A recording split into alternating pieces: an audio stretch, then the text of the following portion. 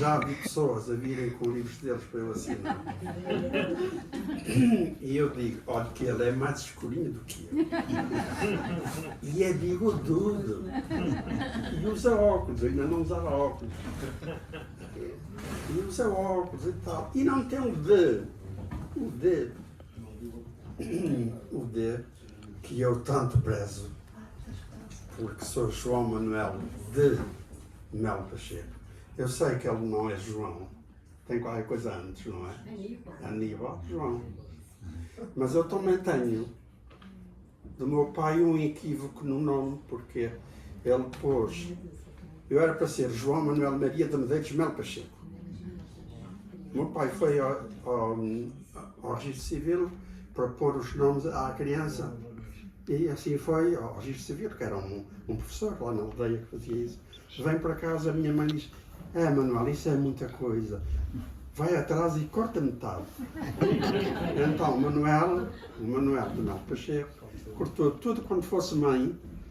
E ele é Manuel de Melo Pacheco, eu sou João Manuel de Melo Pacheco.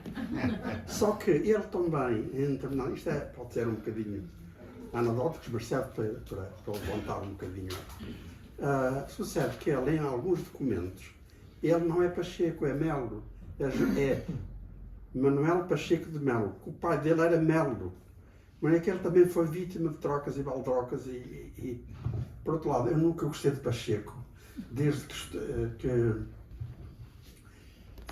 que nos longínquos tempos da Chavinha, ainda eu era criança, estava na escola primária, apareceu lá um grupo a representar o drama de Inês de Castro, que às tantas dizia ainda é de ser seu Pacheco.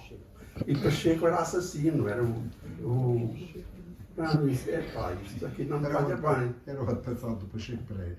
Exatamente. Pacheco Pereira. E então o Pacheco nunca me entusiasmou muito. E é por isso que estou, digamos, com o D e o João e o Melo. Aqui estou. Acabo de ler vários livros do João Melo, em vários momentos. Aliás, conheço razoavelmente a obra dele, tanto na poesia como na narrativa. Agora usou um romance. E ele pergunta, será isto um romance? No conto é mais assíduo, reincido muito mais no conto. E tem diversas particularidades que eu propunha também como diálogo ao próprio, que era o seguinte. Há um ditado português que diz, a brincar se dizem as verdades. E tu brincas muito naquilo que contas. Brincas com o leitor, fintas muito o leitor e fazes uma espécie de criação, aqui há uns anos, uma criação muito tua, que é de confundir autor com narrador e vice-versa. Aqui há uns anos, Saramago chegou ao pé de mim com uma grande descoberta. Diz, João, o narrador não existe, só existe o autor, o escritor, nem sequer era o autor, era o escritor. Disse, bem, Zé, não é bem assim. Eu tenho um curso de letras e sempre me ensinaram a estudar e a identificar o narrador que tem um estatuto muito tal. Não vens tu agora dizer-me que o narrador não existe. Quando tu inventas uma voz para narrar nos teus livros, tu não estás a ser Zé, estás a ser a figura de um narrador, autor, que é o suporte próprio da narratividade e até talvez do estatuto literário que o texto possa ter, não é? O João usa muito estas intromissões no meio de narrativas deliciosas e usa-as sobretudo como meio de ironia, de uma ironia que nos faz rir por vezes à gargalhada, quando ele baralha a narração toda e interpela o leitor, dizendo, bom, por coisas como estas, agora não vou dizer tudo, não vão vocês pensar que eu sou um narrador omnisciente, lembras-te desta? Está para aí, digamos, e fui apontando lá no texto. E por aí fora. E de que é que falam estes contos, visto que, de alguma forma, são a atualidade, digamos, do momento maior, falam de uma Angola, ou de um país, uma Angola, que ferventa por dentro com algumas coisas menos boas, menos próprias, mas que nós, de alguma forma, já conhecíamos talvez de teoria, ou de ouvir falar, ou de denúncias travessas acerca da maneira que alguns entendem de ganhar a vida em Angola e, sobretudo, de ganhar riqueza e de confundir riqueza com poder e poder com riqueza. O texto do O Acumulador, que dá o título ao livro, é o paradigma de toda esta fauna humana que vive lautamente com os seus mitos próprios, acima, digamos, do povo. E o acumulador é ao mesmo tempo o prático e o teórico absoluto da necessidade que há de criar uma classe nova em Angola, que é uma classe capitalista. Isto desde sobretudo que o socialismo foi posto na gaveta. A expressão aqui é portuguesa, não é? Foi usada cá, não foi usada lá. Desde que o socialismo, digamos, foi abrandado, havia lugar à criação de uma nova classe, como se ela antes não existisse, que se assumisse como provadora da própria existência e, digamos, da própria realidade angolana. Agora, isto é feito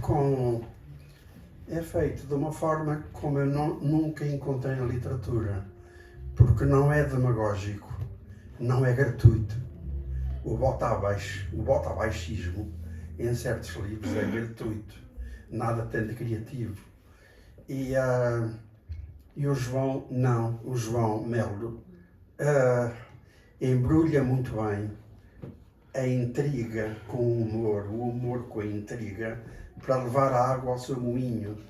E digamos que o leitor fica perfeitamente ilustrado, de texto para texto, de conto para conto, do que é que vai, de como é que se pode subir na vida por meios menos próprios, de que modo é que se pode também ocultá-los, de que modo se deve praticá-los. Há até um conto em que há um senhor que tem 3 esposas, que em Angola não é assim tão remoto como isso, pelo menos na Angola do meu tempo. Havia homens com várias esposas, não é? Aquele tem várias esposas, mas porque ganha muito bem, é ministro ou coisa parecida e pode às 3 esposas dar não apenas acolhimento e casamento, mas também bem-estar, fortuna, automóveis. Como é que se chama o automóvel? Que estava em moda na altura, não? O Tesla. O Tesla é aqui agora. É o Lexus. O Lexus. Várias vezes no meio o Lexus como, digamos, como a flor modelo do triunfo naquela sociedade. Ora bem, aqui é que bato um outro ponto, que é da minha relação com este livro, da minha relação com esta Angola, sobretudo da Angola que eu conheci numa circunstância perfeitamente infeliz da minha vida. Foi quando fui para lá, mobilizado para a guerra colonial, mas, e quero sublinhar isto, na condição de filial enfermeiro, porque eu não aceitaria nunca ir para a guerra, para fazer a guerra como atirador ou coisa parecida. Aliás,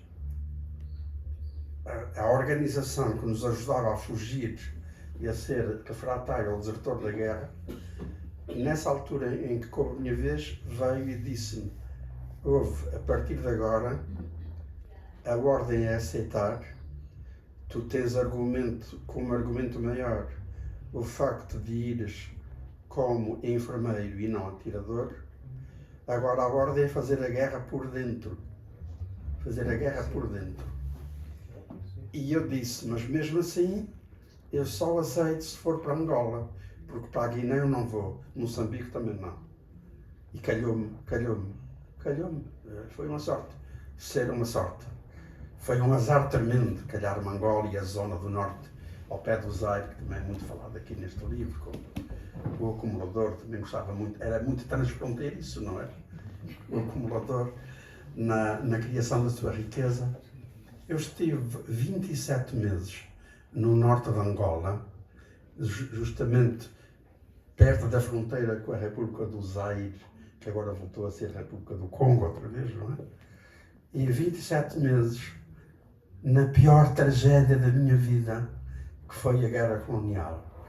Mas eu não me vou alongar muito nisso, senão fugimos ao tema e eu não quero de maneira nenhuma centrar nisto, mas só queria, digamos, adiantar isto.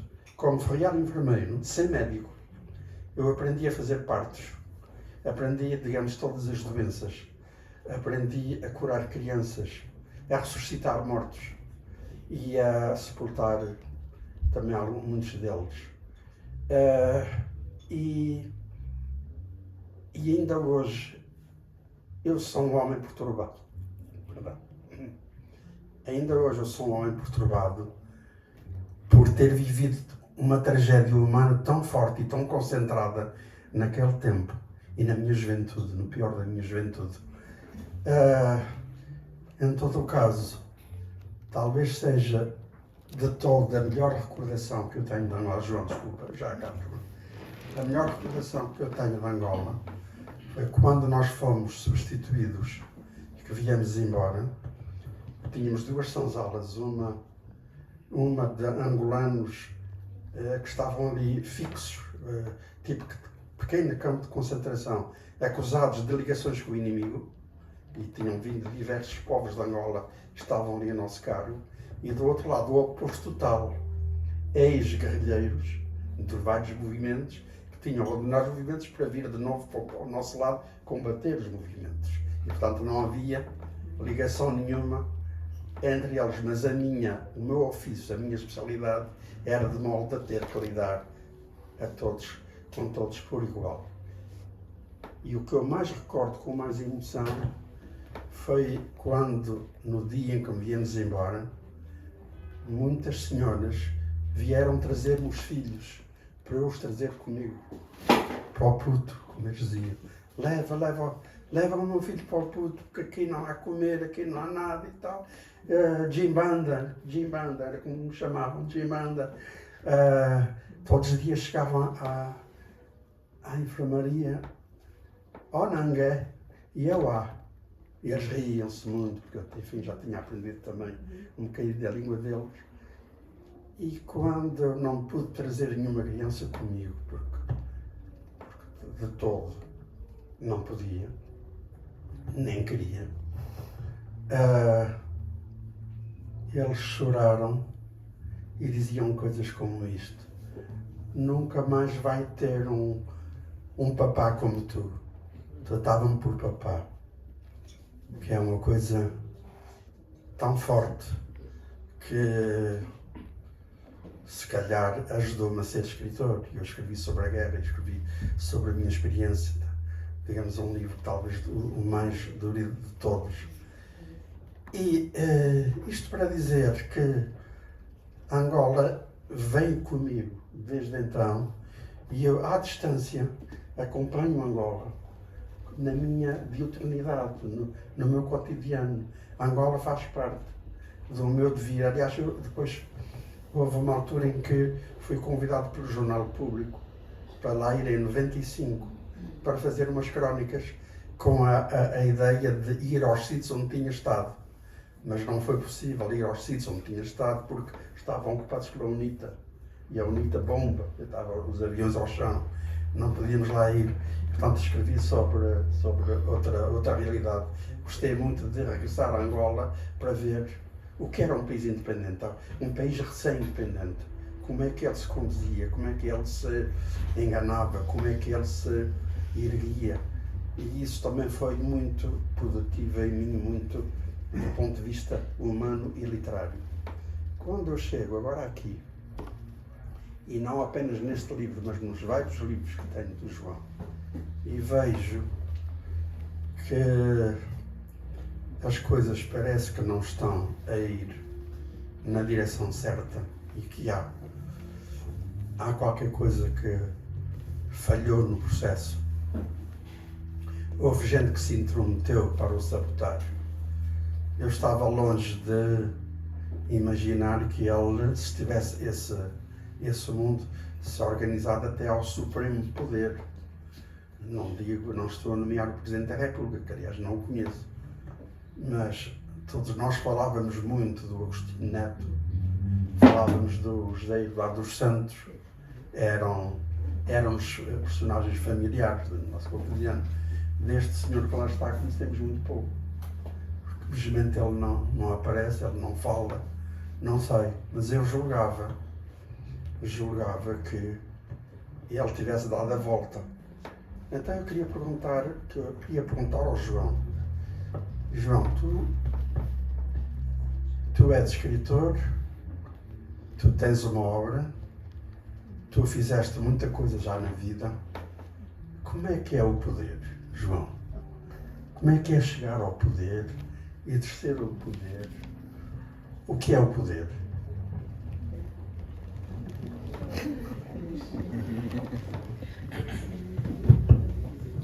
Bom, meu xará, tu queres manejar o problema.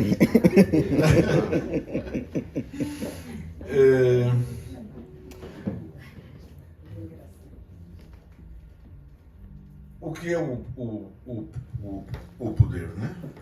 Eu próprio já o exerci. Tive cargos, né?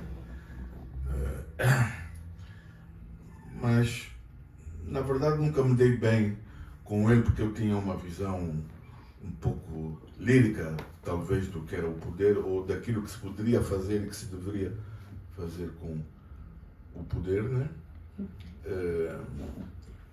E é disso que eu falo, que eu tento falar nos meus livros, né? Sobretudo os de ficção, né?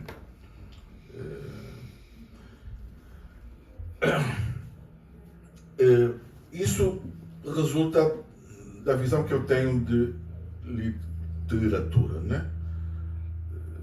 Literatura é uma coisa que me acompanha desde os meus 15 anos, comecei a escrever com 15 anos, mas na verdade comecei a publicar já quando tinha mais de 30, um pouco mais de 30, né? Enfim, é espantoso como cheguei também a uma altura em que já posso dizer, no meu tempo, né? No meu tempo nós não tínhamos pressa nenhuma de publicar livros, né? De ter sucesso, né? De fazer TikToks na praia com um livro que eu nunca sei se são lidos ou não, né? Ter uma presença diária no Instagram, né? Etc. Enfim, esses nomes meio cabalísticos que nos perseguem hoje em dia, né?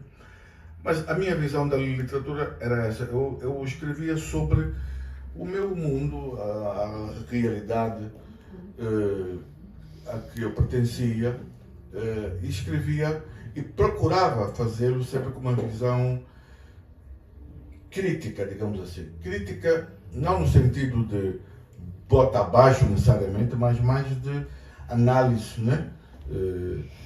Análise da situação, da nossa vida como indivíduos, como povo, como grupo de pessoas, né?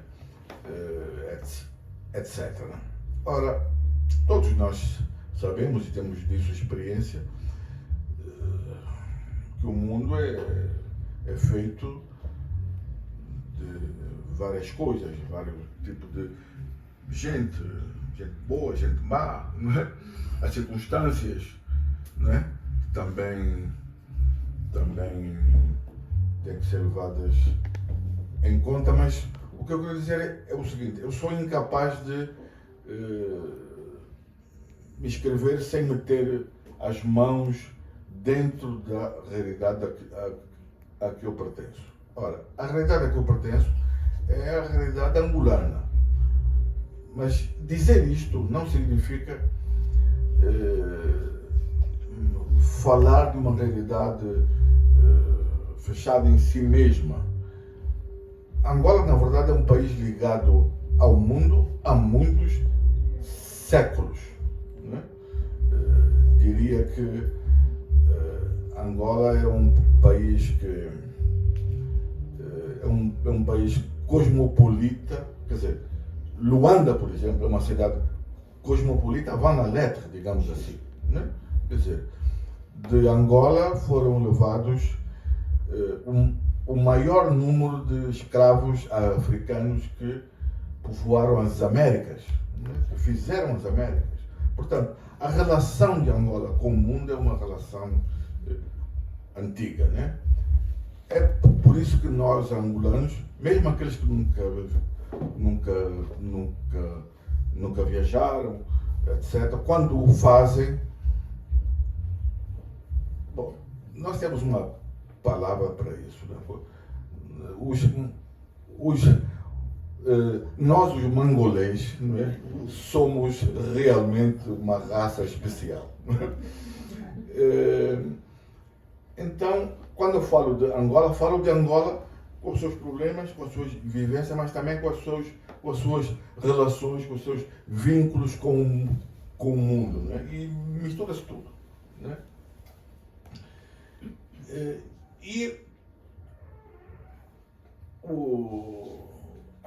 Acho que são os brasileiros que têm uma expressão assim, este mar não está para peixe, uma coisa assim, né? Quer dizer,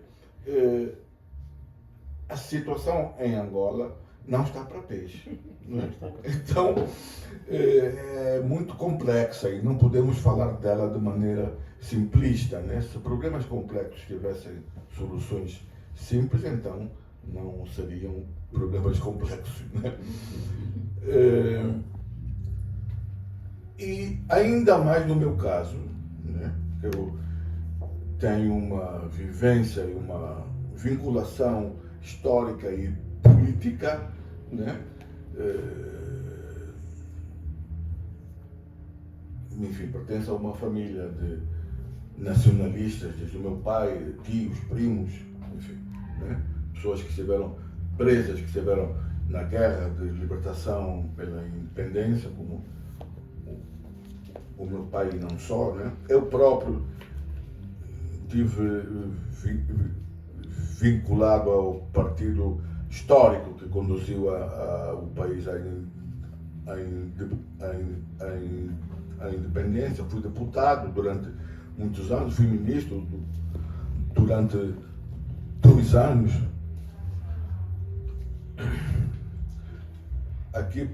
Aqui o narrador poderia fazer um parênteses e dizer ufa, né? Mas adiante. Então, eu poderia simplesmente passar por cima daquilo que observo, que vejo, né, daquilo que eu tenho conhecimento, em grande medida, por dentro, etc. Né?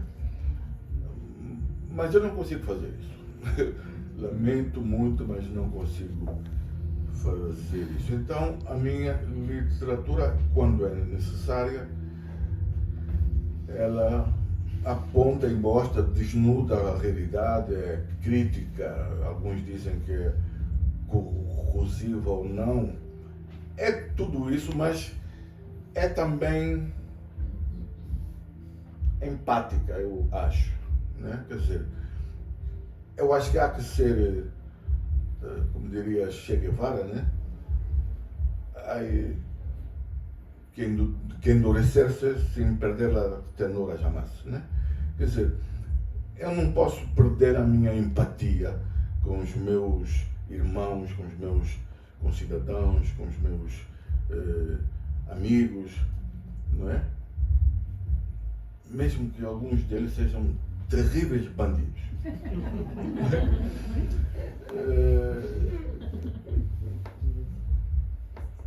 Porque eu depois olho para o mundo, olho para a história do mundo, né?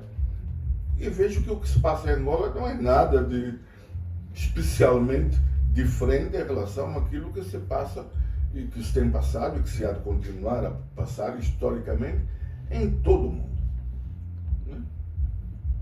O acumulador. Né? Bom, esse conto fala do processo de acumulação primitiva do capital, é uma coisa que muitos de nós, né, estudamos nos manuais que lemos. Né?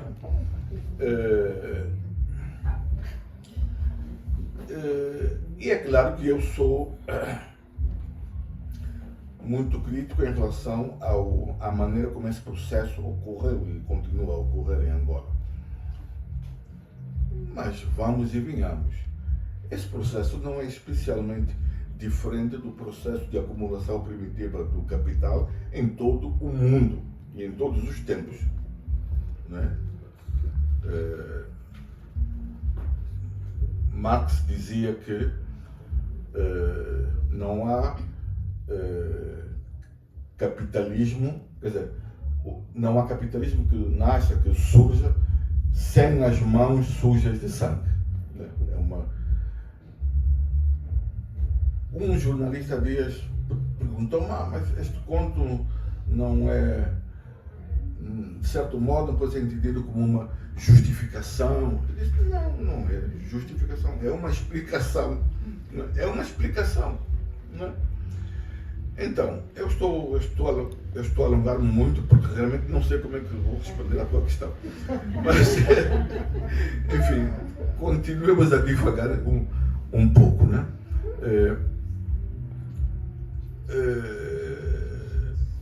Eu sou incapaz realmente de escrever literatura muito bem feitinha, muito bem escrita, numa linguagem poética, irrepreensível, que encanta certos leitores, mas que não tem sangue, não tem vísceras, não tem, vou usar a palavra, não tem fezes, não tem raiva, não tem ódio e também não tem fé, esperança, etc. Né? Quer dizer, literatura para mim é isso.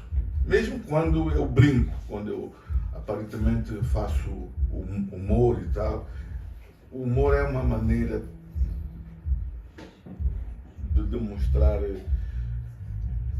empatia com as pessoas. Né? O humor é eficaz.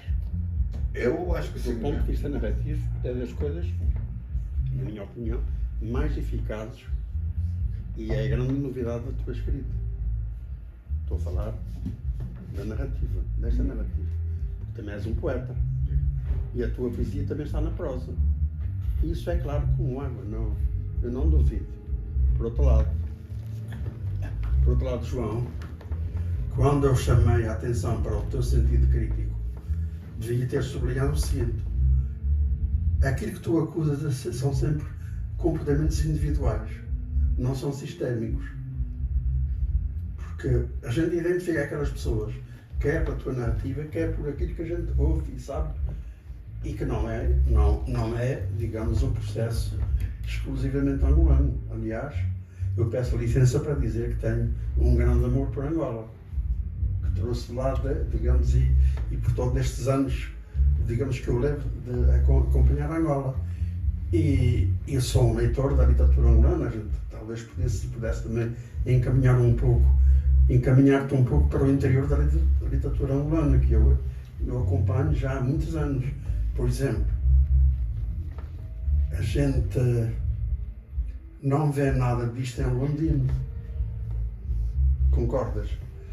Sim, ele não vê, não há... Escreveu num outro tempo também. Num outro tempo, mas num tempo necessário, em que era preciso também preencher um vazio de palavras e de linguagens que ele criou e o Luandino hoje, para mim, é um mistério. Onde está o Luandino? Porquê? Porque há tanto tempo em Portugal e longe de tudo e todos que ninguém o vê, ninguém sabe dele. Não sei. Porque ele depois teve a segunda fase, quando, depois de publicar tudo o que tinha escrito do Tarrafal, ele, digamos, numa segunda fase, ele dedicou-se a escrever já sobre uma outra face da realidade angolana. Mas quer dizer, mas há outros. Eu fui muito amigo do David Mestre, que é, enfim, foi parar à cadeia também, porque era demasiado angolano para o gosto dos portugueses da altura e do sistema. E nós olhamos para a literatura angolana como uma espécie de caminho andado, cada um pela sua voz e pelo seu atalho, para fazer a estrada de uma literatura que se calhar tem raízes até na própria literatura portuguesa, que é dada que sai. E que vai um bocado ao encontro daquilo que tu dizes de Angola, como sendo efetivamente uma realidade a uma escala muito maior do que ela própria, porque representa-se muito mais do que aquilo que é na realidade. Fizeste muito bem em nomear a Angola como a grande fornecedora de escravos para a América do Sul, incluindo o Brasil. Milhões de ex-angolanos que foram levados pelos portugueses. Essa é uma nova muito nossa, que a gente ainda hoje tenta calar e dizer que não fomos nós, foram eles. Mas quer dizer, até que ponto, João, é que a gente pode dizer, não, é hoje, ontem não, eu não tenho nada a ver com o que vem de trás para a frente. Isto vale tanto para Portugal, como no meu caso valia para os Açores, não é? Que é a minha pequena pátria, e no teu caso para Angola. Não sei, onde é que tu achas que tens um percurso só teu no interior da literatura angolana? É uma pergunta lixada também.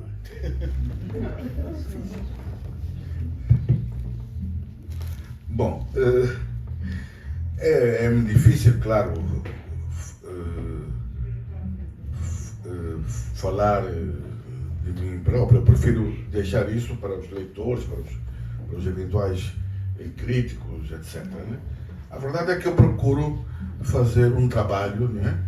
E produzir uma literatura que eu acho necessária, acho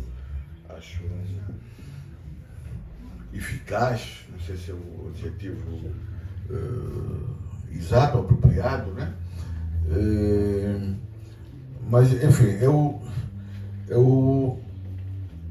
sou sem dúvida, sou tributário de um percurso e de uma história da literatura angolana, né? Da literatura angolana moderna, né? Escrita, né? Que bebeu fundamentalmente de três grandes influências, né? Quer dizer, a influência, bom, lá dos primórdios, né? A influência do romantismo europeu, etc. Mas falando da literatura angolana moderna, aquela que surgiu em meados do século passado, né? Anos 40, 50, com a geração da mensagem, a geração da revista Cultura, enfim, para mencionar alguns nomes, Agostinho Neto, Antônio Jacinto, Viriato, mais tarde Lu Andino, Arnaldo Santos, etc, etc. Essa literatura angolana moderna bebeu fundamentalmente de duas ou três influências, quer dizer, do realismo social português, né? Do romance, do chamado romance nordestino brasileiro, né? Jorge Amado, José Lindo Rego, etc. E da negritude, né? Foram as três grandes matrizes que conformaram a literatura angolana moderna, né? E evidentemente eu, que sou de uma geração mais jovem, né? Enfim, comecei a escrever com 15 anos, ainda antes da independência, 2 ou 3 anos antes da independência, mas, bom, na verdade, a minha produção é, na sua maioria, pós-independência, né? Sou tributário dessa linhagem, né?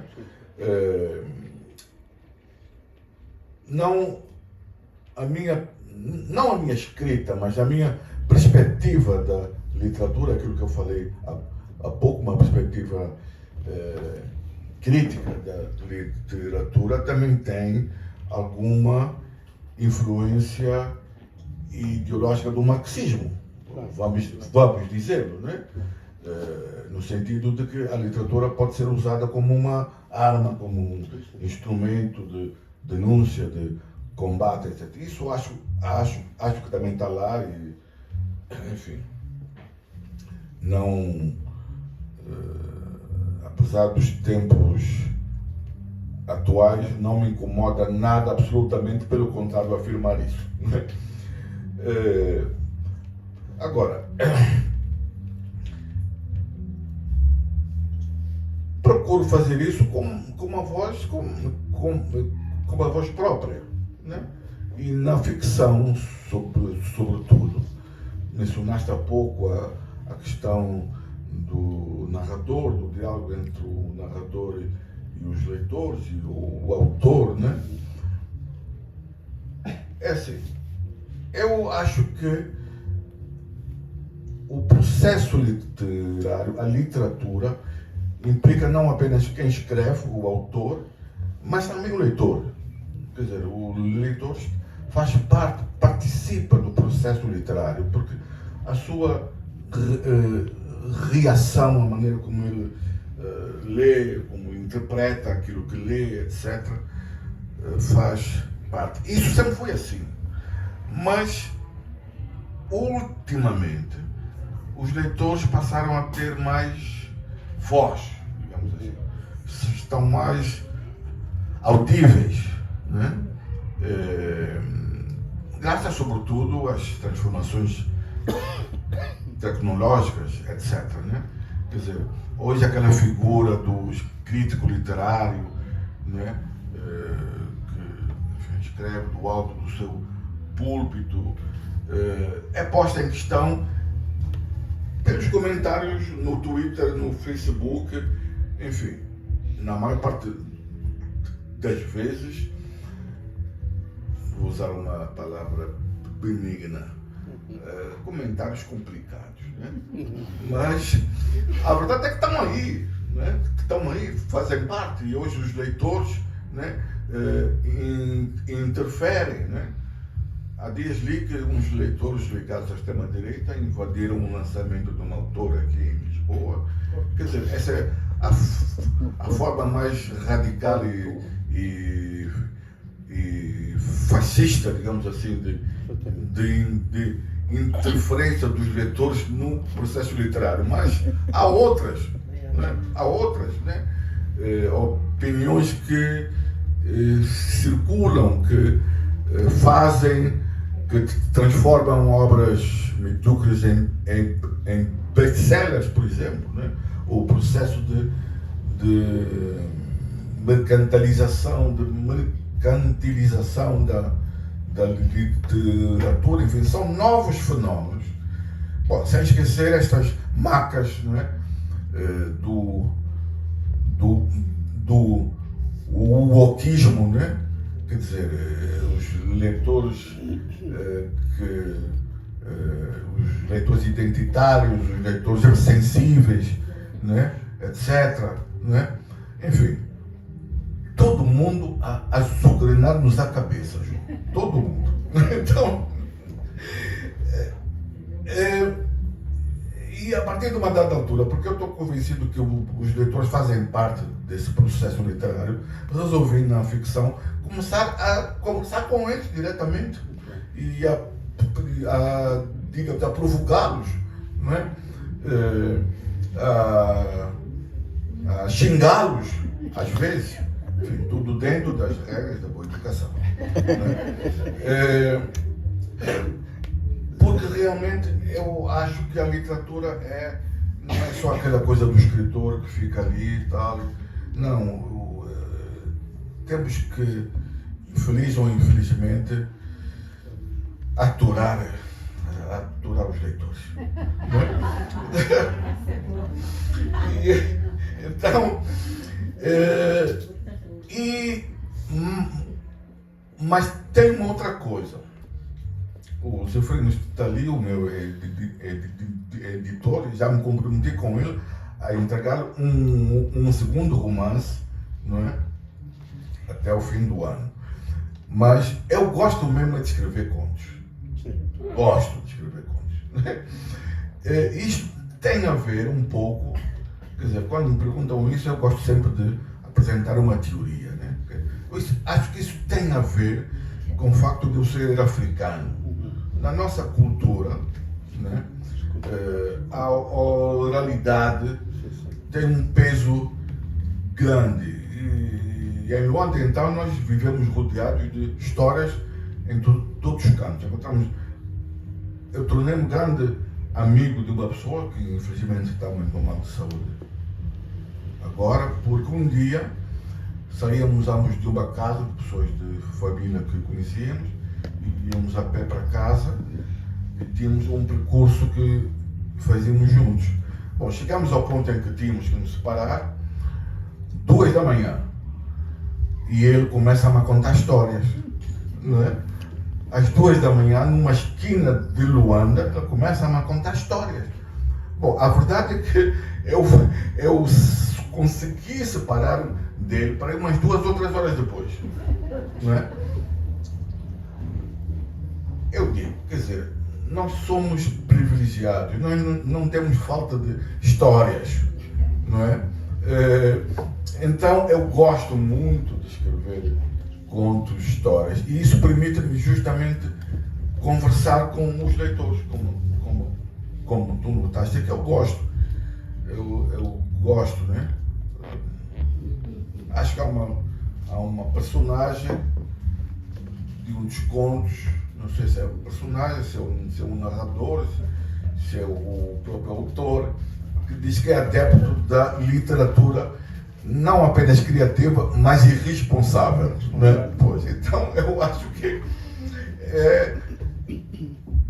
é por aí, quer dizer, hoje temos que conversar com todo mundo, e já que todo mundo se arroga o direito de nos dizer o que é que devemos escrever ou não, né? Então temos que responder a esses leitores à altura, né?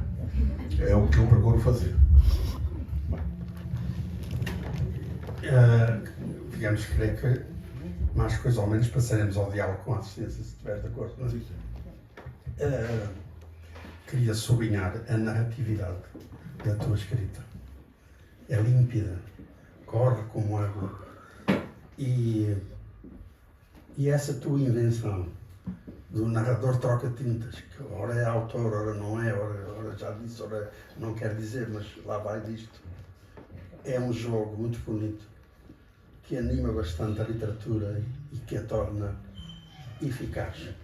A eficácia da literatura chama-se leitura, não quer dizer mais nada.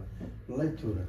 Por isso eu acredito, João, que tens muitos leitores e que eles te vão agradecer estes livros, estas narrativas. Eu também acho que és sobretudo um contista. E, no entanto, escreveste um romance a perguntar-te se serei eu capaz de escrever um romance e, afinal, não se chega à conclusão, mas agora já anuncias um outro, é porque chegaste a qualquer conclusão. Os géneros, para mim, são indiferentes. Não, o que não podia ficar para trás aqui é a tua própria linguagem. A tua linguagem, que é tua, é só tua. Há bocadinho ali com um amigo brasileiro que estava ali, falamos em criação de linguagem. Nós somos, sobretudo, criadores de uma linguagem, seja no verso, seja no conto, seja no romance, seja no que seja. E tu estás lá. Desse ponto de vista, é uma belíssima surpresa. Eu já conhecia-te mais como poeta, não sei se tenho acompanhado mais os teus livros de poesia, é imenso, as narrativas. E fico cá à espera desse romance, que espero finalmente que não seja interrogativo, e que seja afirmativo, e que não se pergunte, e que seja mesmo um romance. Porque a originalidade daquele teu romance interrogado é exatamente isso. O que é o romance? Traz de volta um debate que se arrasta em todo o processo literário, seja o qual for. O que é isso de romance? Porquê é romance e não conto? Porquê é que o conto deixa de ser conto para passar a ser novela e deixa de ser novela para passar a ser romance? É um problema de dimensão, é um problema de complexidade, de variedade de personagens. Eu, que também sou contista, escrevo contos com a mesmíssima linguagem com que escrevo romance. Procuro ser diferente em alguns poemas que eu tenho, e procuro ser um bocadinho diferente, e acho que não tenho conseguido. Mas tu sim, és um poeta, és um narrador, contista, e cá ficamos à espera do teu romance, do segundo romance, porque este já abriu a porta e o outro já virá a caminho. Talvez então agora dar-vos a palavra. O João é quem vai, obviamente, dialogar mais convosco. Eu sou um bocado indisciplinado a falar, vou por vias e travessas e depois regresso ao centro e volto para trás, etc. Como já viram, já falei aqui de mil e uma coisas.